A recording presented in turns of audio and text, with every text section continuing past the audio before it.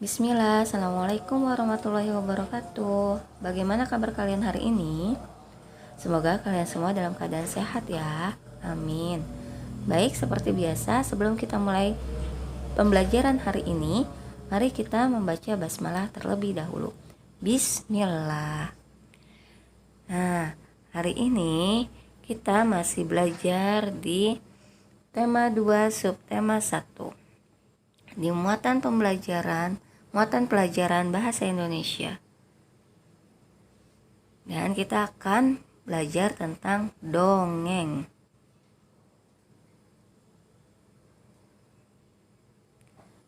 Siapa yang suka membaca buku? Ya, pasti semuanya suka ya. Lalu, atau siapa yang pernah diceritakan dongeng oleh ayah bundanya? Oke. Nah, sekarang ada yang tahu nggak apa itu dongeng? Belum ada tahu ya. Baik, sekarang kita bahas ya. Apa itu dongeng?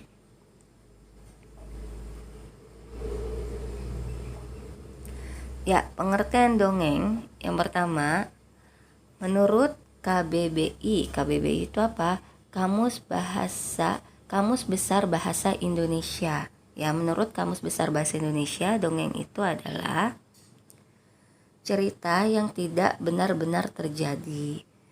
Nah, menurut pengertian yang lainnya, dongeng adalah bentuk sastra lama yang bercerita dengan kejadian luar biasa dan bersifat fiksi. Fiksi itu tidak nyata ya. Dan tidak nyata, penuh hayalan, serta imajinasi dan tidak benar-benar terjadi. Nah, ini adalah pengertian dongeng yang lain. Sudah paham di sini? Dongeng adalah sebuah cerita yang tidak sebenarnya itu cerita, ya. Itu hanya hayalan atau imajinasi saja. Sudah paham tentang dongeng?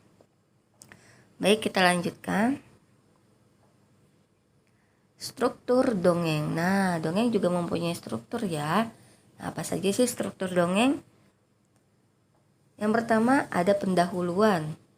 Nah, pendahuluan adalah kalimat pengantar untuk memulai cerita dongeng. Contoh kalimatnya seperti ini. Pada zaman dahulu kala, bla bla bla bla bla, dilanjutkan tuh ceritanya. Atau ada kalimat yang seperti ini. Pada suatu hari yang cerah, seperti itu ya, dan dilanjutkan ceritanya. Itu struktur yang pertama adalah pendahuluan. Nah, yang kedua adalah sebuah peristiwa atau isi dari isi dongeng tersebut. Isi ini adalah kejadian-kejadian yang disusun berdasarkan urutan waktu. Nah, disebut juga peristiwa inti, ya. Lalu struktur yang ketiga adalah penutup. Nah, penutup ini adalah kalimat untuk mengakhiri cerita dongeng. Contoh kalimatnya seperti ini. Akhirnya mereka berdua hidup selamanya. Nah, itu akhir cerita yang pertama, contoh kalimat yang pertama. Contoh kalimat penutup yang kedua yaitu akhirnya mereka pun bersama lagi. Seperti itu ya. Sudah paham dari struktur dongeng ini? Jadi ada pendahuluan, ada peristiwa atau isi dari dongeng tersebut, dan yang terakhir ada sebuah penutup. Ya.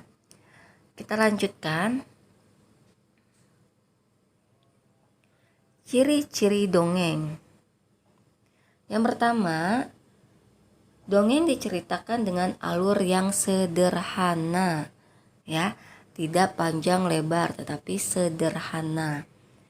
Yang kedua, karakter tokohnya tidak diceritakan secara rinci. Maksudnya tidak diceritakan secara rinci adalah misalnya si gajah yang belalainya panjang, terus telinganya lebar, tidak seperti itu ya. Jadi karakter tokohnya tidak diceritakan secara rinci. Lalu ciri yang ketiga adalah pendahuluannya singkat, lebih menekankan pada sebuah peristiwa atau inti dari sebuah dongeng tersebut. Nah, ciri yang keempat ceritanya singkat dan bergerak cepat. Ciri yang kelima adalah peristiwa dalam cerita tersebut merupakan hayalan atau fiktif dan tidak benar-benar terjadi, ya. Jadi hanya imajinasi kita saja untuk membuat sebuah cerita. Kita lanjutkan. Nah, dalam dongeng ini ada sebuah unsur intrinsik. Apa saja unsur intrinsik? Baik, unsur intrinsik adalah unsur-unsur yang terdapat dalam sebuah cerita. Unsur-unsur yang terdapat dalam sebuah isi dongeng tersebut, ya. Nah, yaitu ada apa? Tema, latar, alur sebuah cerita, tokoh. Terus yang kelima penokohan atau sebuah karakter. Terus yang keenam sudut pandang. Yang ketujuh majas atau gaya bahasanya. Yang kedelapan pesan moral. Nah, akan Bu Guru jelaskan satu persatu ya dari unsur intrinsik dongeng tersebut. Pertama, Bu Guru akan menjelaskan tentang tema. Apa itu tema? Tema adalah ide utama yang mendasari sebuah cerita dongeng. Contoh dari tema dongeng yang contohnya adalah persahabatan, keluarga, dan lain-lainnya. Nah, unsur intrinsik yang kedua yang Bu Guru jelaskan yaitu tentang latar. Apa itu latar? Latar adalah keterangan mengenai waktu, tempat, suasana dalam sebuah cerita dongeng. Contohnya ada latar waktu. Latar waktu itu sore hari atau pagi hari. Nah, latar tempat misalnya di sungai, di sekolah, di taman. Nah, latar suasana contohnya mencekam, menakutkan, ceria atau bahagia seperti itu ya. Nah, unsur intrinsik yang ketiga yaitu tentang alur. Apa itu alur? Alur adalah urutan peristiwa dalam sebuah cerita dongeng atau jalannya cerita dongeng. Yang keempat, tokoh. Tokoh itu adalah para pelaku dalam sebuah dongeng. Bisa tokohnya itu hewan, manusia, ataupun tumbuh-tumbuhan. Yang mereka ini diberi nama masing-masing ya. Selanjutnya, unsur intrinsik yang kelima. Unsur intrinsik yang kelima, keenam, ketujuh dan kedelapan adalah yang kelima adalah penokohan. Ya, apa itu penokohan? Penokohan adalah karakter atau watak tokoh. Misalnya dia baik hati, dia suka menolong, dia sombong, dia pembohong, seperti itu ya. Penokohan itu adalah karakter si tokoh tersebut. Lalu yang keenam adalah sudut pandang.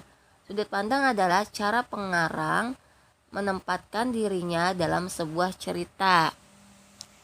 Lalu yang ketujuh adalah majas. Majas adalah gaya bahasa yang digunakan dalam sebuah cerita dongeng. Lalu yang kedelapan amanat. Amanat itu adalah pesan moral yang terkandung dalam dongeng tersebut. Ya, pesan moral apa yang ingin disampaikan oleh si penulis kepada pembaca di dalam dongeng tersebut, atau pelajaran apa yang dapat kita ambil dari sebuah cerita dongeng tersebut. Sudah paham ya unsur-unsur intrinsik? Jadi ada 8 unsur intrinsik. Ya. Selanjutnya Bu Guru akan memberitahu contoh cerita dongeng yang ada di Indonesia. Yang pertama yaitu Malin Kundang, ya. Yang kedua tentang bawang merah dan bawang putih. Yang ketiga tentang Jaka Tarub.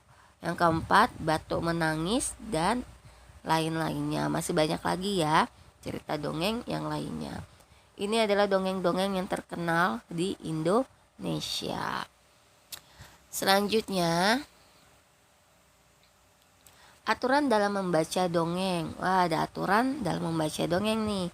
Aturannya adalah dalam membaca sebuah teks termasuk dongeng, ada beberapa hal yang perlu kita perhatikan dan perlu kita praktekkan.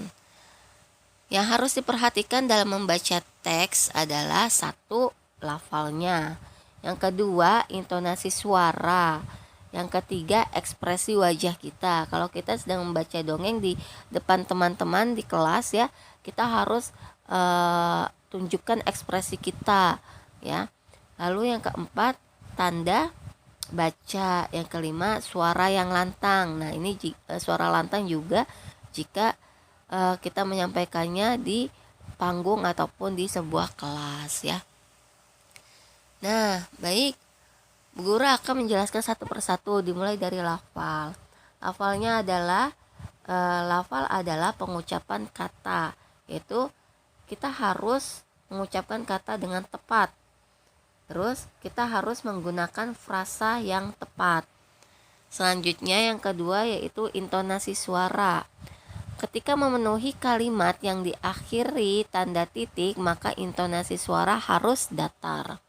Lalu yang kedua, ketika menemui kalimat yang diakhiri tanda tanya, maka intonasi suara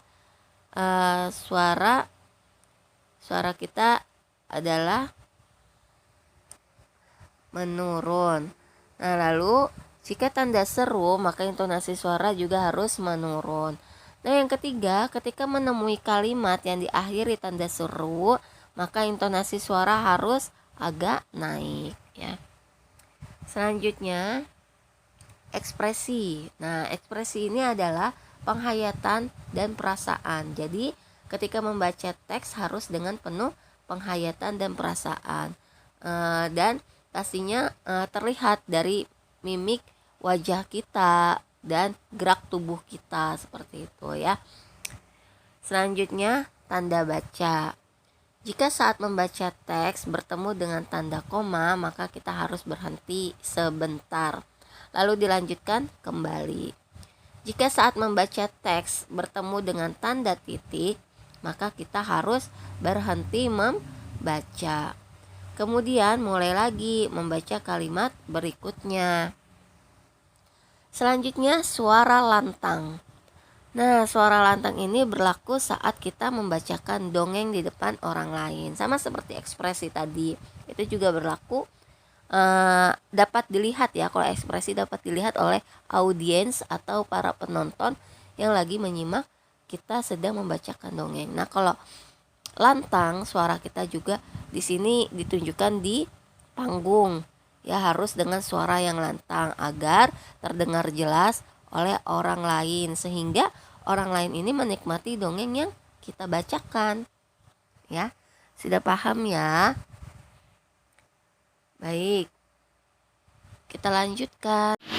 Sekarang kita akan mencari intrinsik pada dongeng Pohon Apel yang Tulus. Disimak baik-baik ya dongengnya, jangan sampai dilewatkan. Oke, karena nanti kita akan ada pertanyaan di akhir video ini. Semangat!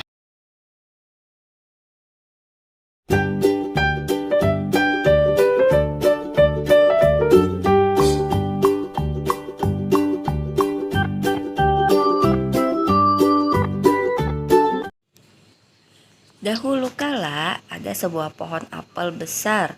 Ada seorang anak laki-laki bermain di sekitar pohon itu. Dia sangat menyayangi pohon itu. Pohon itu juga senang bermain bersama. Waktu berlalu, anak laki-laki itu tumbuh dewasa. Suatu hari ia datang kembali. Pohon apel menyambutnya dengan gembira. Bermainlah bersamaku. Ya, si pohon apel.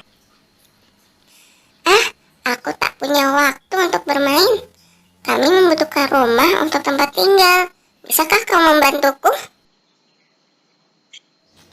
Kamu boleh memotong cabang-cabang pohonku ini untuk membangun rumahmu. Jadi, anak laki-laki itu memotong semua cabang pohon dan pergi dengan riang. Pohon apel itu senang melihat teman bahagia.